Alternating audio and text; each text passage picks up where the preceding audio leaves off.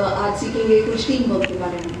तो जैसे हमने देखा कि you all are already supervisors, है ना, और सीनियर टेक्नीशियंस हो, किसी को 10 साल हो गए, किसी को 12 साल हो गए हैं, राइट। तो अब हम टीम जब बनाते हैं या नई टीम ज्वाइन करते हैं तो उस टीम को लेके कैसे चलना है। जैसे फॉर एग्जांपल हर हॉस्पिटल में या हर यूनिट में एटलीस्ट 4-5 तो टेक्नीशियन है कम से कम, उससे ज़्यादा ही होंगे। प्लस आपके साथ नर्सेज होंगी, प्लस आपके साथ कुछ हाउसकीपिंग होगा, आपके इमीडिएट सुपरवाइजर के अलावा एडमिनिस्ट्रेटर्स होंगे, एडमिनिस्ट्रेटर्स के ऊपर और भी डॉक्टर्स होंगे, फिर उसके बाद CEO होगा। तो वो हर इंसान को हम कैसे हैंडल करेंगे एज अ सुपरवाइजर, ओके, ये आज हम सीखने जा रहे हैं। ये चित्र में क्या दिख रहा है, ये बहुत फेमस पिक्चर है, all quite on the western front. ये पिक्चर जो है वर्ल्ड वॉर 2 जब ख़त्म हुआ, ठीक है, तो उस दिन का पिक्चर है ये, और ये बहुत फेमस पिक्चर है। इमेजिन करो कि अगर वॉर अभी भी शुरू है और इस आदमी को आप बोलोगे कि भाई तेरे सामने एनिमी है, तो अभी भी गन उठा और उसको हमला कर, तुमको लगता है वो सुनेगा? आजू बाजू इतने मरे हुए हैं, उसको मालूम है मैं ये बंदूक लेके आगे जाऊंगा वो ऊपर चला जाएगा जैसे, तो मेरे पे तो ज़रूर वो गोली आनी है और मैं तो मरने वाला हूँ, राइट। सो ऐसी सिचुएशंस में से हुआ है मिलिट्री कमांड एंड कंट्रोल। और कमांड एंड कंट्रोल ये एक मैनेजमेंट स्टाइल है जो कभी कभी हमको यूज़ करना पड़ता है। क्यों यूज़ करना पड़ता है? ऑल्दो बहुत ही अथॉरिटेरियन है और बहुत ही फॉर्मल कंट्रोल्स हैं इस स्टाइल ऑफ मैनेजमेंट में, फिर भी हमें यूज़ करना है, क्योंकि अगर हमारी गलतियाँ जो है वो इतनी परिणाम कर सकती हैं किसी की ज़िंदगी पे, जैसे जोशी सर ने कहा, अगर वो बहुत गहरा परिणाम कर सकते हैं तब जाके हमको उस समय कमांड एंड कंट्रोल का उपयोग करना ही होगा। यानी अगर कोई बंदा सुन नहीं रहा है अपना टेक्नीशियन में से और इन्फेक्शन कंट्रोल नहीं करने को तैयार है, पर आपको पता है कि ये बहुत प्रेशियस वैस्कुलर चीज़ है और मल्टीपल फेलियर्स हो चुके हैं फिस्टुला के, इसके उसके, तो एक लास्ट बचा हुआ वैस्कुलर अटेम्प्ट हम कर रहे हैं और फिर भी तुम इन्फेक्शन कंट्रोल नहीं उपयोग करोगे, तो फिर उस टाइम पे आपको as a supervisor command and control की ज़रूरत है। तो इसके कैरेक्टरिस्टिक्स क्या है?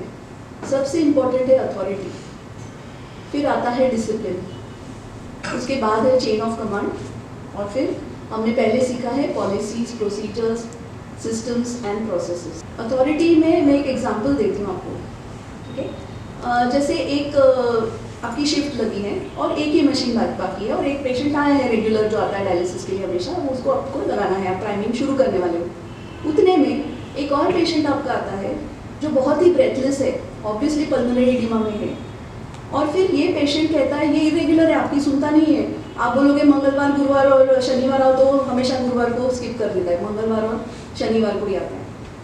अभी भी वैसे ही करके आया है।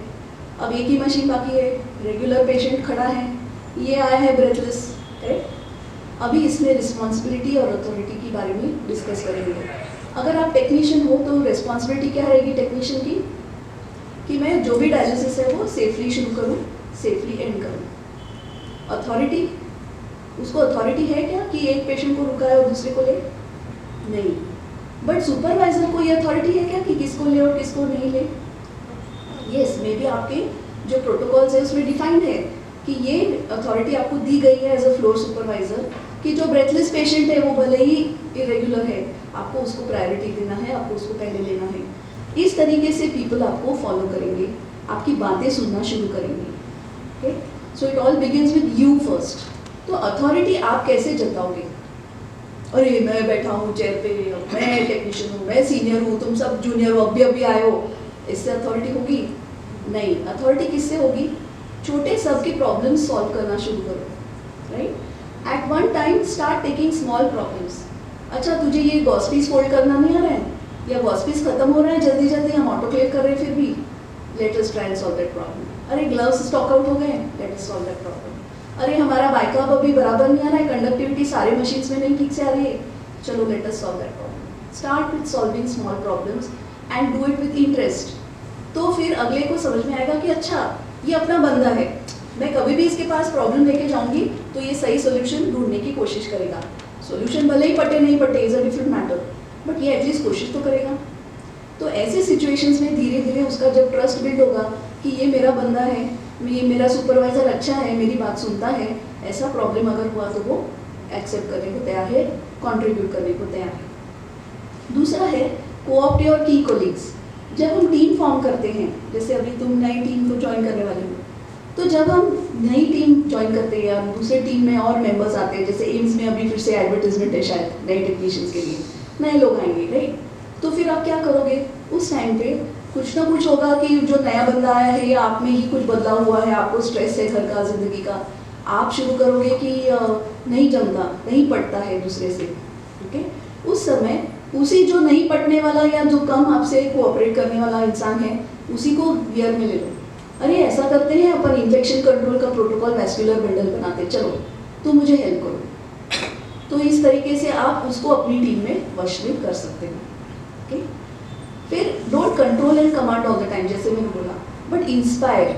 आप अपने एक्शन से, अपने तरीके से इंस्पिरेशन करो। यानी यार ये तरुण भी वो कभी भी नाइट में बोला उसको एकदम फ्रेश आता है।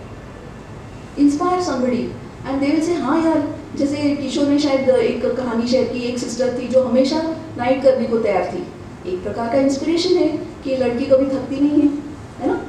सो there are different ways that you as a supervisor can inspire others and they will remember कि हाँ this person is worth following. फिर आपको जब मदद चाहिए, आप एक्सेप्ट करो कि ये चीज़ मुझे नहीं आती है, ओके? और एक्सेप्ट करने के बाद बोलो अरे तेरे को वो बैकअप का अच्छा होता है ना बनाना, मेरे को जमता नहीं कभी कभी, तो बता ना कैसे करना है।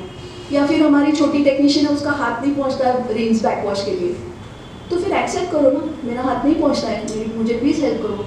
तो जो लंबा वाला टेक्नीशियन रहेगा बोला अच्छा ठीक है मैं करता हूँ। सो सीक हेल्प।